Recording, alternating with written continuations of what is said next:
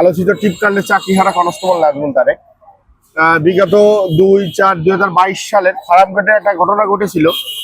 আমি মোটরসাইকেল নিয়ে আসতেছিলাম, একটা ভদ্র মহিলা মোবাইলে কথা বলতে বলতে আসলে আমার বাইকের সাথে ধাক্কা লাগছিল। লাগার পরবর্তীতে আবার আমার সাথে তর্ক করছে। আমি তাকে সরি বলে যখন চলে আসতে চাই তখন আমার ইউনিফর্ম ধরে টেনে ফেলে দিয়েছিল। ঘটনাস্থলে আমি আমার বাইক নিয়ে বৈধ বাইক নিয়ে পড়ে গিয়েছিলাম। ওই যাতে উঠে আমি যখন চলে আসি তার 3 দিন পরে লতা সমর থিয়েটার অ্যান্ড মিডিয়ার শিক্ষক উনি একটা ফেসবুকে পোস্ট দিয়েছে যে একটা দাঁড়িয়ালা পুলিশ ওনাকে টিপ বিষয়ে গালাগালি করছে, যেটা সম্পূর্ণ ভিত্তিহীন মিথ্যা। এবং এইটা নিয়ে তৎকালীন একটা যারা ছিল তারা এটা আন্দোলন করে পরবর্তীতে আমাকে ওই একটা জিডি করছিল শেরেবাংলা নগর থানায়। জিডির প্রেক্ষিতে আমাকে জোর করে ফ্যাসিবাদের আমলে চাকরিচ্যুত করেছে।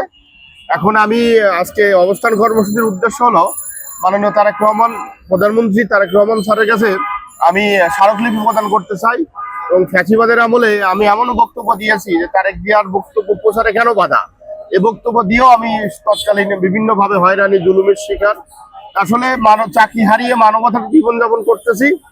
আমি চাকরি ফেরত চাই এবং 5 তারিখের পরে আমি যারা এই ফেসবুকে যারা গুজব রটিয়েছিল লতা সমদ্দার সহ সংসদ সদস্য সুবর্ণ মোস্তফা সহ আমি প্রায় 18 জন একটারের নামে একটা মানহানি মামলা করেছি, ক্ষতিপূরণের মানহানি মামলা করেছি, যেটা ওসি শেরেবাংলা নগর থানায় তদন্ত, কিন্তু তদন্ত করেও ওসি শেরেবাংলা নগর থানায় কেন এখনো তদন্ত রিপোর্ট কোর্টে জমা দিচ্ছে না।